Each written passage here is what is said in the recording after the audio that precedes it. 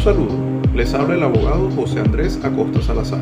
En esta oportunidad vamos a conversar sobre las medidas preventivas o medidas cautelares, más específicamente sobre sus requisitos de procedibilidad. Las medidas cautelares son aquellas adoptadas en el curso del juicio para asegurar las resultas de este, es decir, para asegurar responsabilidades de carácter civil, por lo que éstas pueden recaer sobre bienes, sobre derechos. Nuestro ordenamiento jurídico, específicamente nuestro Código de Procedimiento Civil, las establece a partir del artículo 585.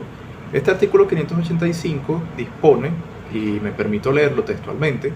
que las medidas preventivas que éste regula serán decretadas solo cuando exista riesgo manifiesto de que quede ilusoria la ejecución del fallo y que se acompañe un medio de prueba que constituya una presunción grave de esta circunstancia y del derecho reclamado. De esta manera, estos dos elementos que menciona el artículo citado son los requisitos de procedibilidad para las medidas cautelares. El primero de estos requisitos es el llamado periculum in mora o el peligro en la demora. Este se refiere a que pueda llegar a quedar ilusoria la ejecución del fallo, a que haya un riesgo manifiesto de esta circunstancia. No tipifica nuestro código supuestos sobre ello, es simplemente una expresión genérica, como ya vimos. De esta manera, deberá no solo alegarse ese periculum in mora, es decir, ese peligro en el largo transcurrir del juicio, esa persona pudiera sufrir esa pérdida,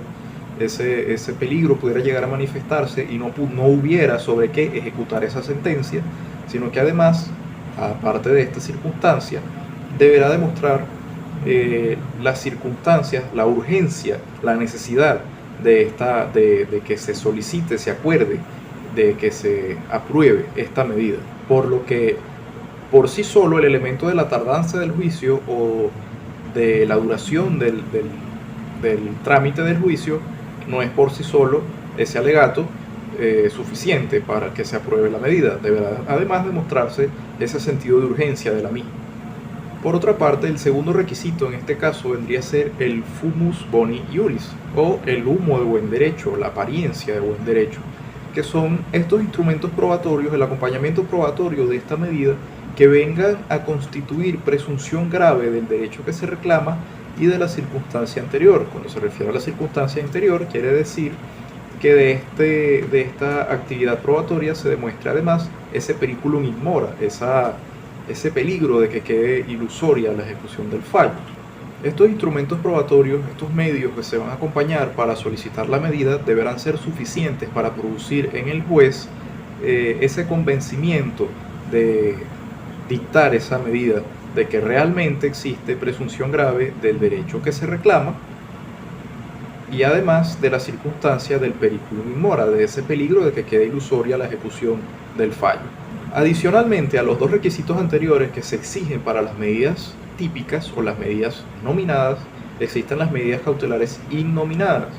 para las cuales se exige un requisito adicional además de los dos anteriores, los cuales son correlativos, deben cumplirse los tres. Estamos hablando del periculum in damni o el peligro de daños. Este se refiere, de acuerdo a nuestra normativa adjetiva, a que una de las partes, a ese temor de que una de las partes pueda llegar a causar un daño grave o de difícil reparación al derecho de la otra parte. De esta manera se prohíben o autorizan ciertos actos para evitar ese daño o para cesarlo. Al igual que el requisito del peligro en la demora, el del peligro en los daños, en el caso de las medidas innominadas, también debe estar acompañado de un medio probatorio que realmente demuestre o por lo menos cree la certeza de que pudiera quedar ilusoria la ejecución del fallo por ese daño temido, por ese daño posible que pudiera llegar a sufrir esa parte, por un daño que sea o irreparable o de difícil reparación. De esta manera conocimos los tres requisitos que exige nuestra normativa para que proceda una medida cautelar: el fumus boni iuris, el requisito probatorio, el humo de buen derecho o la apariencia de buen derecho que genere esa presunción grave sobre el derecho que se reclama y sobre el peligro de que quede ilusoria la ejecución del fallo, el requisito del periculum in mora o el peligro en la demora, que se refiere en este caso es a ese riesgo de que no haya al final del proceso sobre qué ejecutar la sentencia, esa pretensión inicial. Y finalmente, en el caso de las medidas innominadas, como ya se dijo, el requisito del periculum in damni o el peligro de daños, el riesgo de daños, que de esas pruebas se desprenda además ese peligro, ese temor de que la otra parte vaya a causarle un daño grave o de difícil reparación al derecho de la otra. De esta manera, para concluir, teniendo en cuenta que estas medidas cautelares se caracterizan por ser medidas de urgencia, de sumariedad, de acuerdo a sus características establecidas por la doctrina, para acordar estas medidas no se exige plena prueba, sino que se exige que se creen presunciones, que de estas se desprendan estas presunciones graves sobre el derecho que se reclama, sobre el temor del daño ya mencionado y sobre el peligro en la demora del trámite del juicio, que se necesite urgentemente que se decrete esta medida para realmente cumplir este fin cautelar y proteger el derecho del solicitante.